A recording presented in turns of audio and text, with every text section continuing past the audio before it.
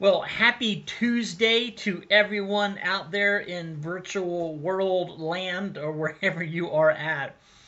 I got into work this morning and I had some ideas about my devotions and what I was going to do. But those got changed a little bit. I had a couple of phone calls which were necessary and good.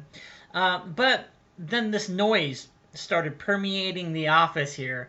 The person next door decided that this morning they're gonna rototill up, what do you call these things, a patch of ground, so they can apparently put in some kind of a garden in the front yard right next to my window here in the office. And I was like, wow, this is good. I'm trying to do work. I'm trying to make phone calls, and really, this noise was annoying.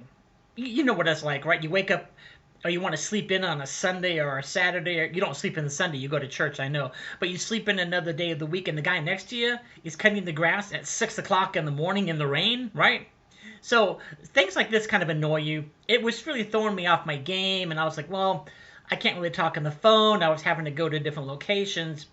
But when I looked out after he was done, I saw this nice patch of ground, not really big, but probably a good size to put lots of vegetables and stuff in, and maybe I'll sneak over there later on and pluck some when they're ripe. No, I won't do that. I'll ask permission. But this person next door is preparing the ground and they're preparing the soil. And I don't know what they're going to plant, but I'm assuming they're going to be putting seeds in next or little plants, right? But that's how we do a garden, right? We have one at the house that has been started, and we put seeds in the row, and we cover them with the dirt, and we water them, and then we wait. And then we wait, and then we wait, and then little green things start popping up. And before long, the gardens are overrun with vegetation and all these wonderful things, and lettuce and cucumbers and tomatoes, and lots of stuff, right? And then we can eat them. And we really enjoy that. So I'm really excited to see what this garden out front here is going to be looking like here as well. But it really got me thinking as well that when we all plant gardens. I believe we all plant gardens because we all plant seeds. And this is how we reach people with the gospel. We're talking about another kind of seed, not the physical seed for a plant, but the seed of an idea. Maybe the seed of hope. Maybe it's the seed of just maybe asking the question about who is God and who is Christ. We all have gardens that we're cultivating right now. We have seeds that we have planted in people. Some of these seeds have been in the ground, if you will, for 20, 30, 40, 50 years, and we're still waiting to see what's going to happen. Are they going to grow? But we keep nurturing them, right? We keep saying, I'm going to keep watering. I'm going to keep giving this information. I'm going to keep carefully watch on the seeds that we planted. Other seeds we might plant, and in a matter of weeks sometimes or days, we see these flourish because people really start going, hey, I get it. I get it. I understand who God is now. I understand who Christ is. And you work with that and you nurture that seed as well, right? It's exciting. It's really exciting when you help plant a seed and you can watch it grow. I'm just looking here on Matthew 13:37. It says, and he said, the one who sows the good seed is the Son of Man. Sometimes we plant seeds in the garden and they don't grow, right? In the physical garden. Sometimes we plant seeds in the garden of people in our lives, right? And they don't grow either. You know, and the scripture tells us that some seed falls on rocky ground where maybe our emotions and our hearts just aren't right, so that seed's not going to take. Or it falls upon thorny ground where things just choke it out, and that's life, right? Life tends to choke these things out all of the time. But what do we do with that, right? Well, we have to become that gardener for people. We have to help them get through those weeds. We have to get those weeds away from them, right? We have to nurture the ground it's on. We have to make sure it's not on rocky soil. If it is, we need to help grind that up and put some new potting soil in, right?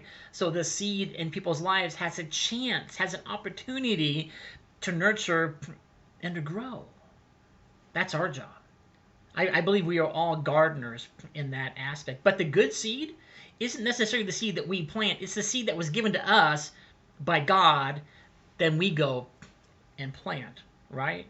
And there's another verse over here. I love it. It's from First Corinthians 3:6, and it says, I planted, Apollos watered, but God was causing the growth. I love that. It's so amazing. Let me repeat it. 1 Corinthians 3:6. I planted, Apollos watered, but God was causing the growth. Sometimes we want to take all the credit. Look what I did. I planted the seed. It came to fruition, and now this person's an amazing Christian, right? That's not how it works, right? We plant the seeds we are given. Other people can help water that plant and nurture that plant as well, right? But God is the one who causes the growth, not us. God uses us, God works through us, but God and Christ are the ones who causes the growth in people. And I think that bears remembering right now, right? I've talked to a lot of people. I know you have too as well. I think faith is kind of wavering, but people are also asking a lot of questions about faith right now too in this time of isolationism and pandemic stuff, right?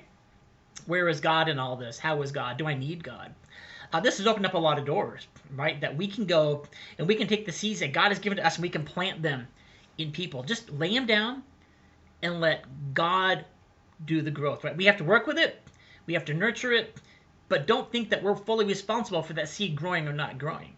That's God's job. We are just the tenders of the garden. We go, we pour the soil over, we give the water, and we wait, and we help all we can to see this thing grow. And that's faith, and that's hope, and that's life, and that is resurrection. And finally, it says in Mark 16:15, and he said to them, go into all the world and proclaim the gospel to the whole creation. And that's what we do.